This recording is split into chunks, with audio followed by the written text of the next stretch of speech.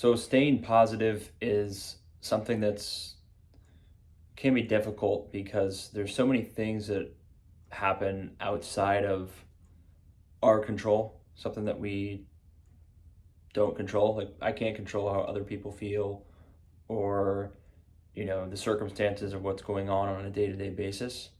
Really the only thing that each one of us can control is what you're thinking about and kind of your daily activities.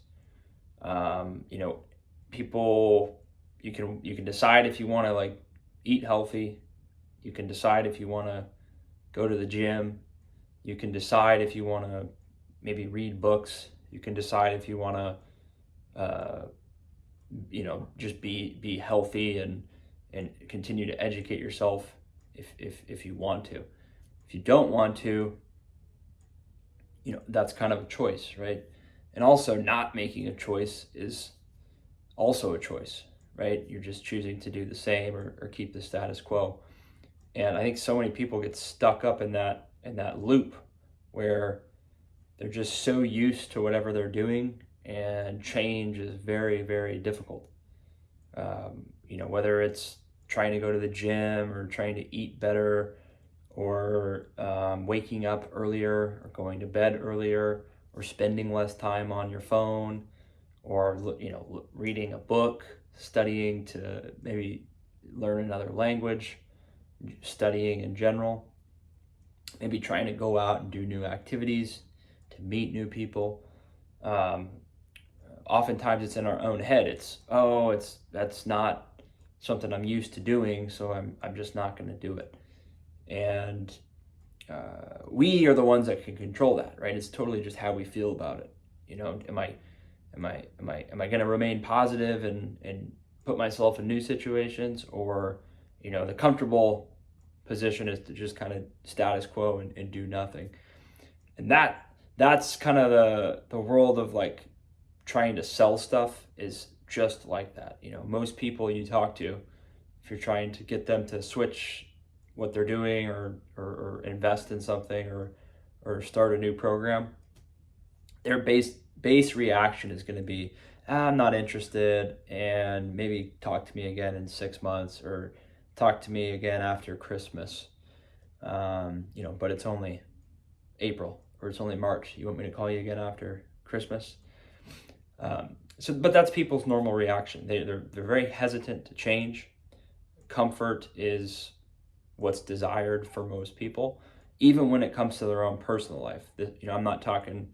You can apply that to business, but just personally, that's why like the New Year's resolution people like usually don't make it more than a few weeks going to the gym because it's difficult. Or maybe you want to start training so you can run a mile or run 3 miles or 5 miles. A lot of people give up after a little bit of toughness because it's difficult and your body doesn't really like it. So all we can really control is our attitude. And if you really tell yourself, I'm going to do this and I'm going to stick to it, even if it's painful or I don't like it and it's uncomfortable, then most of the time you'll succeed, because it's really more of a mental ceiling that people put on themselves. It's not necessarily a physical one. It's just mentally, like getting there and showing up to the gym is most of the battle. Doing the workout is not easy, but mentally deciding that you're going to go there and spend an hour or spend 90 minutes working out or spend an hour reading a book or learning a foreign language. It all sounds great, but when you actually go to do it, you're like, oh, I don't want to do it, or I'll do it tomorrow, or maybe I'll start it next month, and then you just never start it. So starting something is the hardest part, and I think we're all guilty of procrastinating and thinking that you have time to do it, but in reality, time is always ticking and unrelenting. So it's always better to start, immediately, or start today, to develop a good habit, because it's going to be uncomfortable. And if you don't start it, then you're gonna just be stuck in whatever current system you have, which for a lot of people is just that they don't really have a system. They're just kind of winging it. And I think we're all probably guilty of that at some degree in our life, whether it's our job or our health or self-improvement or education.